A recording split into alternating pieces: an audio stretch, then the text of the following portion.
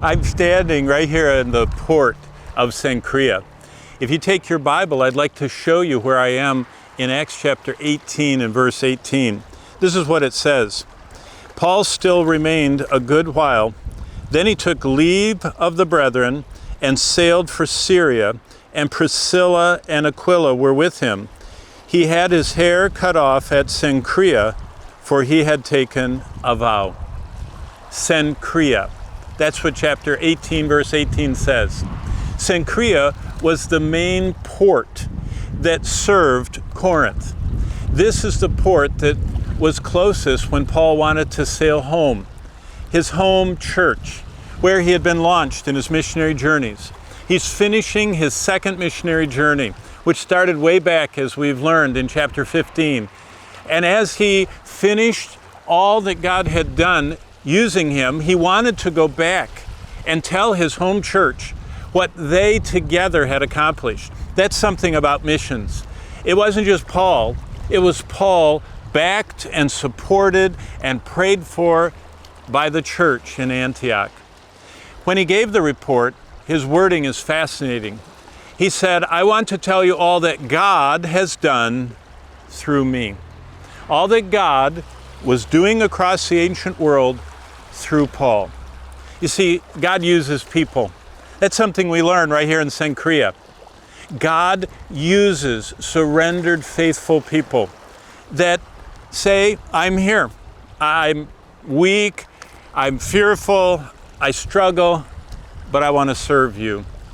And God used Paul. But there's someone else from Cenchreae I want to tell you about. It's right here in Romans chapter 16.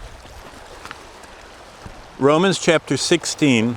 And I want to read this to you and then tell you a little bit about where I'm standing.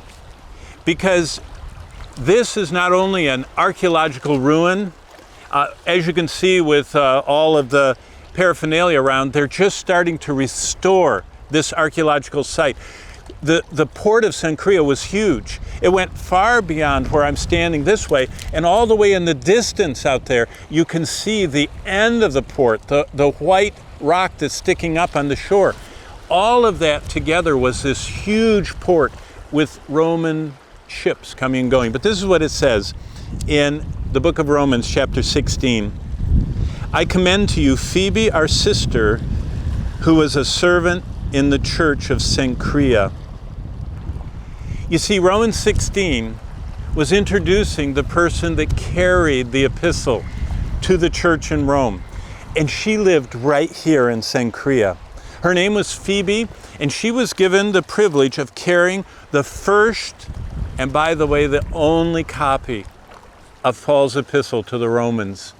She probably sailed right from this port where I'm standing and sailed to Italy and took the Appian Way up to Rome, found the elders of the church and gave them that precious scroll.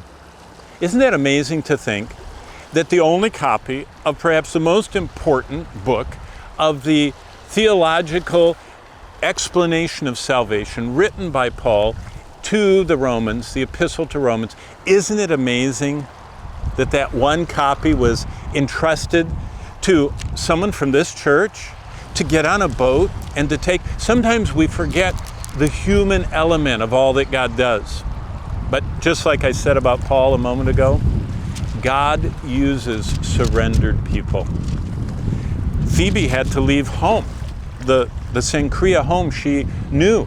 She had to do unfamiliar things. She had to sail on boats. She had to go to the largest city of the ancient world.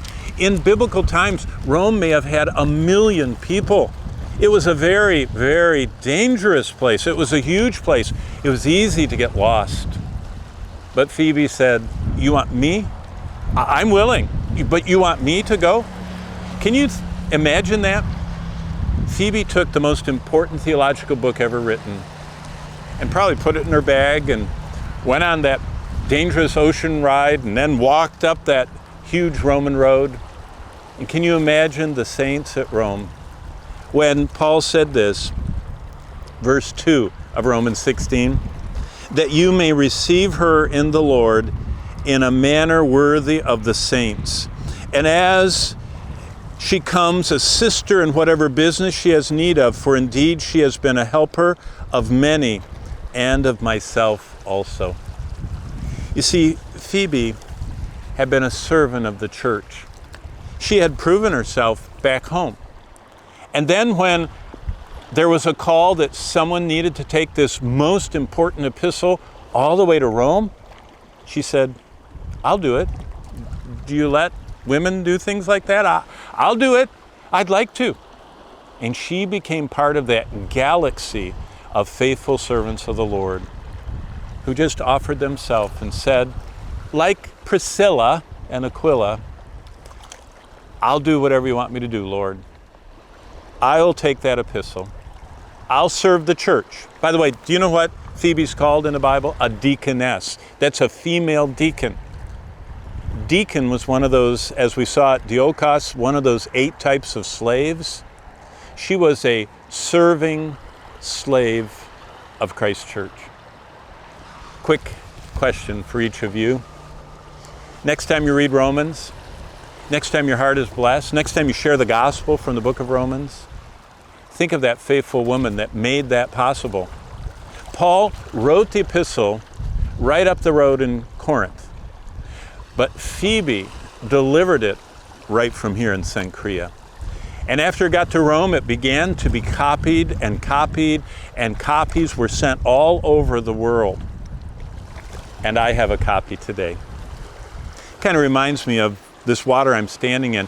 This water connects with all the water of the world, all the oceans of the world, all the seas of traveling, all connect to this one. And what I do here can ripple forth to any part of the world. What Phoebe did for Christ spread to the ends of the earth. God's looking for servants.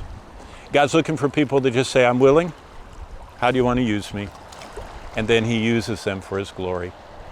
Let's all decide that even though we might be unknown to everyone else, God has our phone number. He knows your email address. He can text you.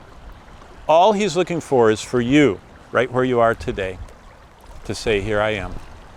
I'm willing, I'm able, by your grace, and I want to do whatever you want me to do.